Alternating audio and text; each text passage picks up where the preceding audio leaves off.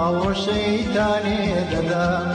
چۆن بەراو تاریکی داخشێن ماوە شەیتانێ دەدا سۆفی بۆ شەیخانە خابوو مێستا پیری مەیکەدا سۆفی بۆ شەیخانە خابوو مێستا پیری مەیکەدا زاهیدی خەڵوانشین بوو ئێستا ماست و مەیزەدا ڕادیۆ دەنگی گەن دەنگی توی هەوڵاتیە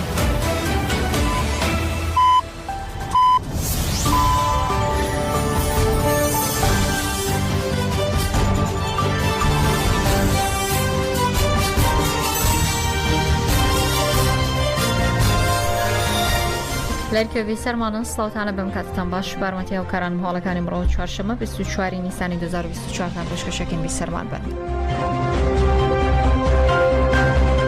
بە گوێرەی ڕۆژنامەی دەستاندەری بەلجیکی هەڵکتانە سەر ستۆدیۆکانی کەناڵی ستەرک تیڤی و مەدیا هەبەر لەلایەن پۆلیسی بەلجیکاوە لەسەر داوای پۆلیسی فڕەنسا بووە. لەبارەی هەڵکتانە سەر هەردوو کەناڵی ستەرک تیڤی و مەدیا خەبەر و ڕۆژنامەی دەستاندەرد لە هەوڵێکدا هاشکرای گرۆ پۆلیسی فدرالی دەستی لەسەر ستۆدیۆکانی چاپەمەنی کوردیدا لە دەندەرلیودا گرتو و هەواڵەکە لەلایەن دادگای فدرالیەوە پشتڕاستکراوەوە و هێرشەکەش لەسەر داوای پۆلیسی فڕەنسا ئەنجام درراوە. لە هەواڵی ڕۆژنامەکەدا قسەکانی ئۆرهان کلچی تێدا هاتوو و دەڵێ بەلجیکا هەڵدەدا میدیا کوردەکان تاوانبارکە. ئەو هەڵکتانە سەرە پەیوەندی بە دەوڵەتی تورکەوە هەیە لە تورکیا چەند ڕۆژنامەوانێکی سەربەخۆی کورد دەستگیر کراون کە لە شاماژی بۆ داوە وابیر ناکەینەوە شتانی لەرە ڕوویان داوە جیاواز بێت لەگەڵ هەسوکەوتەکانی پۆلیسی تورکیادا. ئەمە لە کاتێکدا لەم مانگانەی کۆتاییدا فڕەنسا فشارەکانی لە دژی کوردان زیاتر کردووە 3 کوردی دەستگیر کردو بە شوێکی چەتەگرای ڕادستی تورکیای کردوتەوە. هەر لەو کاتی پۆلیسی بەلژیکا هەڵیکراوەتە سەر میدیا کوردەکان پۆلیسی فڕەنساش هەڵیکراوەتە سەر ناودی جوواکی کوردی دیموکراتی لە پاریس و 6 کوردی دەستگیر کردووە.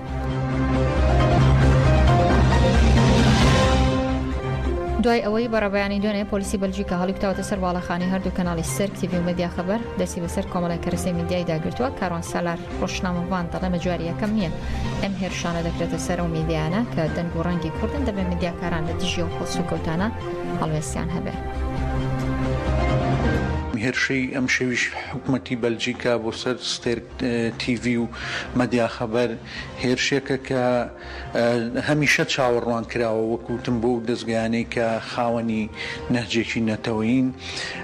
بەڵامەوەی کە ئەم هێرشە جیاکاتەوە لە هێرشەکانی تر ئەوەیە کە لە ڕۆژی ڕۆژنامەگەری کوردیە لە بریەوەی کە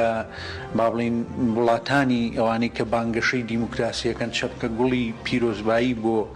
ڕاگەاندنی کوردی و ڕاگەاندکاران بەرن بەداخەوە یانی ئەمە بەوە بە ئاگادین یا بە خەبەردین کە هێرشەکرێتە سەر دوو کەناڵی نەتەوەیی کە ئەمە بۆ خۆی جێگەی نیگەرانی و ئەسەفێکی قوڵە بەڵام وەکو باسم کرد وڵاتانی ئەوروپا و بەتایبەتی وڵاتانی سەرمایه‌داریەوانی کە بانگەشەی دیموکراسیەکەن جاری یەکەمیان نییە لە ڕابردووشە زۆر کەناڵی تریان داخستۆ لە ناوەندی ئەوروپا وەکو مێت تیڤی وەکو ڕۆژ تیڤی ئەمانە درێژکراوەی ئەو هەڵمەتانی پێشترن ئەوەی سەرنج ڕاکێشترە ئەوەیە کە هاوکاتی ئەم هێرشە وەکو باسمان کرد دیوێکی وەیە کە لەگەڵ یادی ساڵیادی ڕاگەاندنی با بڵین کوردیە جگە لەوەش هاوکات بوو لەگەڵ سەردانی ئەردۆغان بۆ عێراق کە جۆرێک لە جۆرەکان با بڵین پلان و بەرنامەی ئەوەی هەیە کە بۆ دژایەتیکردنی کورد جۆرێک لە ڕێکەوتنی ئەمنی لەگەڵ عێراق وڵاتانی ناوچەکەی بکات. ئەنی ئەم هەڵمەتانە وەکوتم هەڵمەتێکە کە چاوەڕوان نەکراوە بەڵام جێگەی نیگەرانی و ئەسەفە کە وڵاتانی بانگەشەی دیموکراسی و بانگەشەی ئازادی ڕادەربڕینەکەن کە پێچەوانی یاسا بەرکارەکانی خۆیان کارەکەن و دژایەتی بیرروڕای ئازاد و بیانی جۆرێک لە هەڵکوتانە سەر بۆ ناو دەستگاکانی ڕاگەاندن یعنی ئەو پەڕی شەرمازاریە بۆ دیموکراسیت. هەر لە دەرەجەی کاردانەوەکان لەسەر و هێرشەیەکە دوێنێ کرایە سەر مەدیا هەبار و ستەرک تیڤی لە هەرێک لە شارەکانی شتوتگارت، ڤیەنا، فراnkفurt، لیماسۆڵ، هەمبورگ و ئەسینا لە دژێرشکنە سەرگەلی کوردی و هێرشی سەرچاپە مەنیازاد چالاکوانان ڕویان لە گۆڕەپانەکان کرد و پایامیاندا لەسەر بانگوازی کۆنگرەی کۆمەڵی دیموکراتی کوردی ئەوروپا کە جێدەکە بۆ شەرمەزارکردنی هێرشی سەرگەلی کوردی و هێرشی سەرچاپە مەنیازاد لە چەند وڵاتێکی ئەوروپا و چالاکی ئەنجامدرا. بە پێشەنگاتی دەکتەم چالاکوانان لە بەردەم کۆنسوڵخانەی بەلژیکا لە شاری شتوتگارتی ئەڵمانیا کۆبوون و ناڕزایەتیان دەربڕی لە بەرامبەر هێرشەکانی پۆلیسی بەلژیکا و فەڕەنسا. مەزەوداکان هاوسەرۆکی ناوەندی کۆمەڵی کوردی دیموکراتی شتوتگارت گوتی ئەردۆغان بۆ دۆزینەوەی هاوکاری لە پێناوقڕکردنی گەلی کورد وڵات بە وڵات گەڕا و فشاری سەر کوردان و ئەوروپا بەشێکە لەو سیاسەتە هێرشەکە تەنها بۆ سەرچاپەمەنی ئازاد نیە بەڵکو دژی تەواوی گەلی کووردە. هەروە لەسەر ناوی کۆنفیدراسیۆنی کۆمەڵگەی کوردستانیش لە ئەڵمانیا کۆنمەت داوا لە بەرپرسانی بەلژیکا کرا کە دەستە ڕێبازی دیموکراتی هەڵگرن بە دژی هێرشی سەر مەدیا خەبەر و ستەرک تیڤیش لە شاری ڤێنای پایتەختی نەمساژ بە هەمان شێوە چالاکی کرا لە شاری فرانکفورتی ئەڵمانیاش بە هەمان شێوە لە شاری لیماسۆڵی قۆبرز و لە ئەسینای پایتەختی یۆنان بە هەمان شێوە لەم شوێنانە چالاکی کرا. Çapameni azad, çapameni akır bir televizyon meslek medya haberi. Bir polisin Avrupa Belçika'yı, hükümeta Belçika'yı, devlete Belçika'yı hatın baskından ser televizyon ama destani ser kablo internet avına o neşin ve şani bike. Belki Armanca konsept değil, Hamza'nın bir destildari, dijmenin destildari bu çi tabi sosat ki vasure camvena pırzanın. O am ve şermezarlıkın am dibe zaroken api Musa her derini çapameni azad vel her deribi o am kubun beraber benim her yekişime am çapamenini o am gorvena çapameni azad binu yastı am hükümete Belçika şermezarlıkın o disa gibi peşengi avamış geli xordbejin çapameni azad. Xodiler kevin o derdora ve am top bin am sıra verir beşis.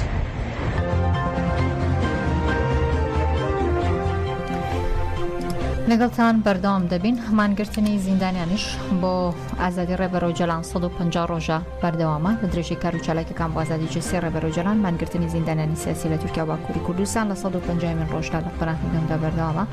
زیندانانی سیاسی لە زیندانەکانی باکووری کوردستان و تورکیا لە چارچوبەی هەڵمەتی ئازادی بۆ ڕێبەرۆ جەلان چارەسەری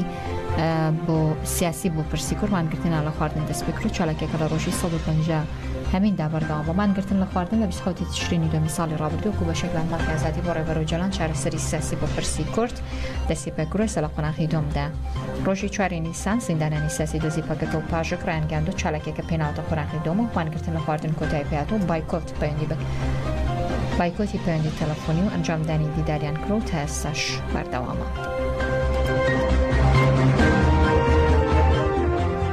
ئاسۆ کەریم ئەندازیار سەبارەت بە ڕۆڵ و کاریگەری ڕێبەرۆ جەلان و گۆشەگیری ڕێبەرۆ جەلان دەڵێت و جەلان ماوەی 26 ساڵە لە زینداندا زیاتر لە 3 ساڵیشە گۆشەگیرێکی توندی خراوەتە سەر تەنها لە زیندانیش بێنووس و کاغەزیشی لە کراوە دەڵێ ئازادی ڕێبەرا خۆ ڕاستیاشتی و ڕزگاری دەست پێ دەکاتەوە. یەکێک لەو مەبەستە گرنگانەی کە ڕابەر ئاپۆ کە لە ناو زیندانە چەندین ساڵە لە 26 ساڵە ئێستاکە لە زیندانایە هەتا لە 3 ساڵی دواییە قەڵەم و کاغەزیشان لێ بڕیوە لە ترسیەوەی کەوا تیوەری و هێزی ڕابەر ئاپۆ نەیەتە ناو خەڵکەوە. ئەمە مەساتێکی گەورەیە، ئەمە کارەساتێکە کە ئەم تیوەریە ئەم بیرۆکەیە کە بیرۆکەی ئێکۆلۆژی و ژیان ئازادیش کە بۆ خۆی شۆڕشێک بوو ئەم شۆڕشە بەرپا بوو ئاکامی پراکتیزەکردنی ئەم سیستەمە ئیکۆلۆژیەش کە لەگەڵ ژنۆلۆژیا پێکهاتووە ئێمە توانین بڵێین لە ڕۆژئاوا دەیبینین. ڕۆژئاوا نمونەیەکی بەرجەستەی پراکتیزەکردنی ئەم تیۆریانەیە و من پێم وابێ هەر لە ترسیەوەی کە ڕابەر ئاپۆ هزری ئەو کتێبەکانی ئەو هاتە دەرەوە لە زیندانەوە لە زیندانیشەوە کاریگەریەکی خۆی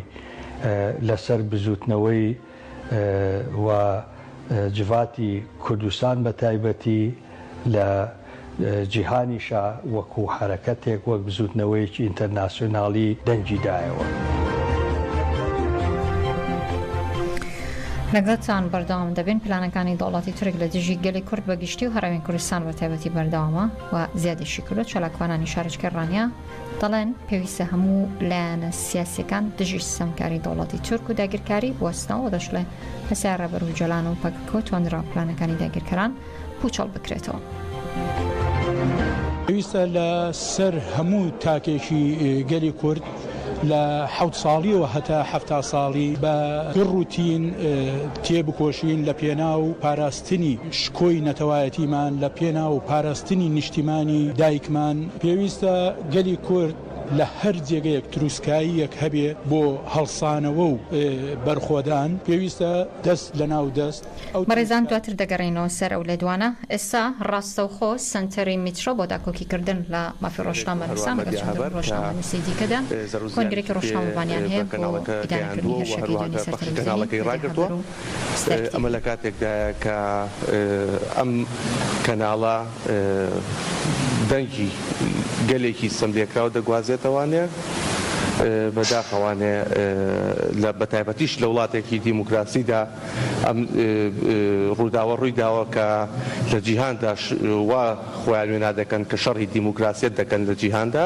و پشتیوانی ڕاگەاندنی ئازاد دەکەن لە جیهاندا کە ئەمە بەداخەوانێ مایی سەسوورمان بوو لەلایەن ئێمەوە کە چۆن لە وڵاتێکی وا دیموکراسیدا ئەو ڕەفتارە و یاخود بەو شێوازی مامەڵەکردنە مامەڵە لەگەڵ میدیادا دەکرێت کە بەڵام بەداخوا دیارە بەرژەوەندەیە سیاسیەکان یاخود ڕوونتر بڵێم ئازادی ڕۆژنامەنووسی و ئازادی ڕاگەاندن ئەکرێتە قوربانی بەرژەوەندیە سیاسیەکان لە ئێستادا و نەک بەتەنها لە وڵاتانی ڕۆژهەڵاتی ناوەڕاست بەڵکو لە وڵاتەکانی پێشکەوتوش کە لە وڵاتە دیموکراسیەکان کە شەڕی دیموکراسی دەکەن لە دنیادا. ئێمە وەک سەنتەری میترۆ بەداخەوانێ بە نیگەرانیەوە لەم بابەتە دەڕوانین و بە ڕێکخراونەوە دەوڵەتەکانمان ڕاگەیاندووە و بە قۆنسوڵخانە و نوێنەراتی وڵاتانمان ڕاگەیاندووە کە ئێمە وەک سەنتەری میترۆ هیچ بەڵگەیەکمان لە بەردەستا نییە کە دەری بخات کە ئەم کەناڵانە بە نایاسایی مامەڵەیان کردبێت و شێوازی هەڵکوتانە سەری و ڕاگررتنی بەخشی کەناڵەکە بەڕاستی گومانەکان گەورەتر دەکات بەوەی کە بڕیارێکی سیاسیە بەرژەوەندی سیاسی لە پشتەوەیە و داواکارین لە هەموو ناوەندە جیهانیەکان پێکەوە بێنە سەرخەت ڕوبەڕووی بۆ ئەوەی کە لانی کەم میدیای ئازاد بپارێزین لانی کەم ئازادی میدیا بپارێزین و ئێمە لە سنتەری میترۆ پێمان وایە ئەمە ئەم هەڵوێسە یاخود ئەم هەڵوێسانە بە تەنها ئیشی ڕێکخراوێک و سنتەرێک و سندیکایەک نییە بەڵکو ئەمە هیچی هەمومانە هەموو ڕۆژنامەنووسان پێکەوە هەموو دامەزراوەکان پێکەوە هەموو ئەو کەسانی کە بڕۆیان بە مەبادیەکانی مافی مرۆڤ و ئازادی ڕادەرڕین هەیە پێکەوە پێویستە هاوسۆز بین بەداخەوە لە ئێستادا کەم ئەو هاوسۆزیە لە ناو لە هەرێمی کوردستان ناو ڕۆژنامە کوردەکاندا و دامەزراوە میدیا کوردەکاندا نابینرێت کاتێک کە هاوکارێکیان یاخود دامەزراوەکی میدیای ڕوبەڕووی کێشەیەک دەبێتەوانێ بەداخەوە وەک پێویست ئەو هاوسۆزیە نییە بۆیە بە پێویستی دەزانی لەم کەیسانەدا کە هەمومان پێکەوە فشار بکەین بە ئامانجی ئەوەی کە دووبارە ئەم کارانە دووبارە نەبێتەوانێ و ئەگەر ئەم کەناڵانە بە نایاسایی کاریان کردە خود کارێکی نایاسایی کردە پێویستە بەڵگەکان ڕوونتر بخرێنە ڕوو تاکو ڕایگەشتی لێ ئاگادار بکرێتەوانێ و بۆ شێوازە مامەڵە لەگەڵ میدیا و دەنگی ئازادان نەکرێ. من نامێت زۆر لە کاتان بگرم بەیاننامەی هاوڕێیان هەیە لێرە پێویستە ئەوانیش وتیان هەبێ بەیاننامەی دەستگای میدیایی ڕاگەاندنی ئازاد سلااوتان لێبێ سپاس بۆ سنتەری میترۆ سپاس بۆ سەرجەم میدیاکان سپاس بۆ پشتیوانیە. سەرەتا بە ناوی ئازادی زایەڵەی حەقیقەت کب ناکرێت ستێرک تیڤی و مەدیا خەبەر دەنگ و ڕەنگی هەموو ئازادی خوازێکن. لەنگانی شەوی 23 نیسان لە ناکاو بەبێ هیچ ئاگادارکردنەوەیەک پۆلیسی فیدرالی بەلژیکا جەردە ئاسا هەڵیان کوتایە سەر کەناڵەکانی ستێرک تیڤی و مەدیا خەبەر لە شاری دەندەرلۆ لە بەلژیکا هەموو دەرگاکانی ئۆفیسەکانیان شکاند و دەستیان بە پشێوی و تاڵانێکی زۆر کرد. ئەم هێرشانە مرۆڤانەیە پێش هەموو شتێک پێشێرکردنی یاساکانی بەلژیکا خۆیەتی وەک وڵاتێکی خاوەن بانگەشەی دیموکراسی و مافی مرۆڤ و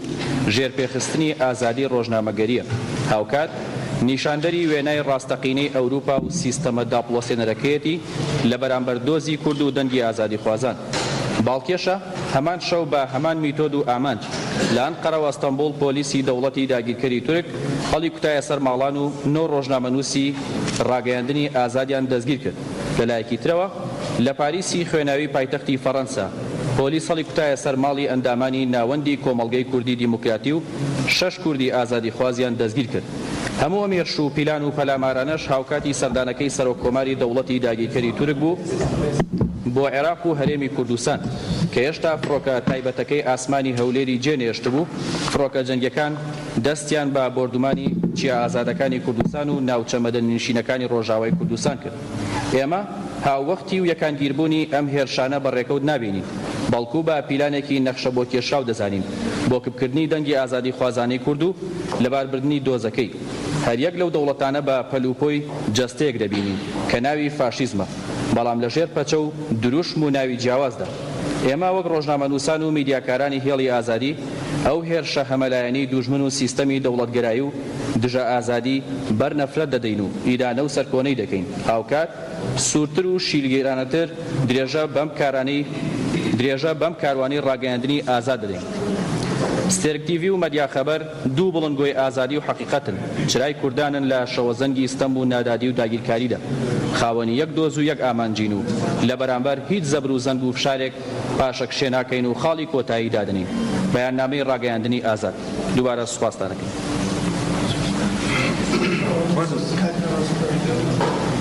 سڵاوتان لەبێت. دیارە تەفاسیلی ئەم هێرشە ناڕەوایە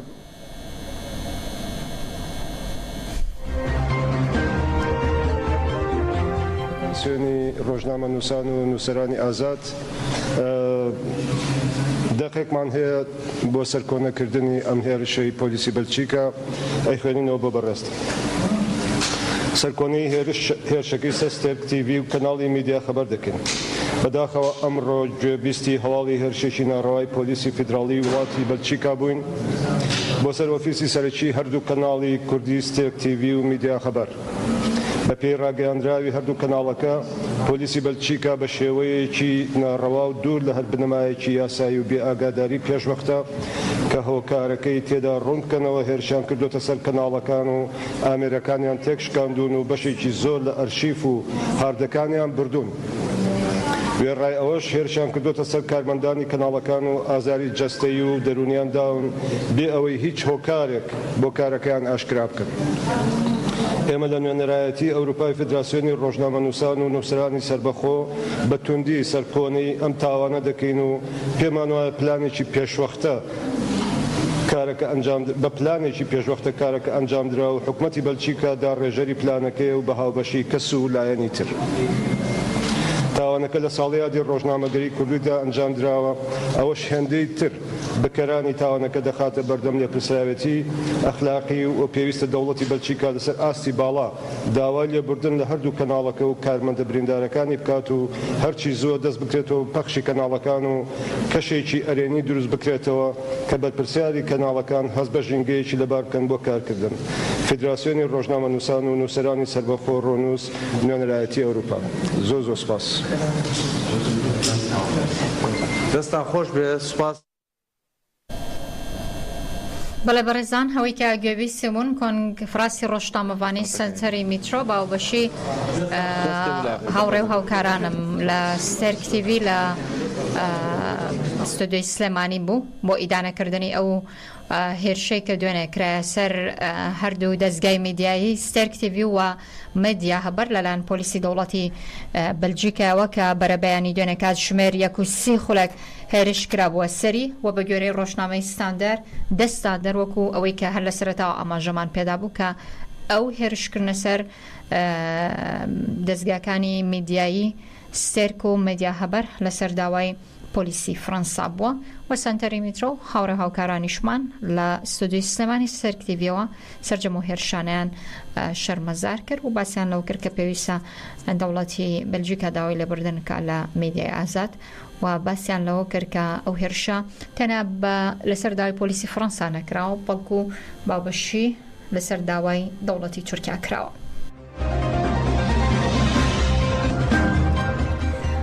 سوپاس تام کاتێوی سەرمان بوون ڕۆژێکی خۆشتان هەبێت.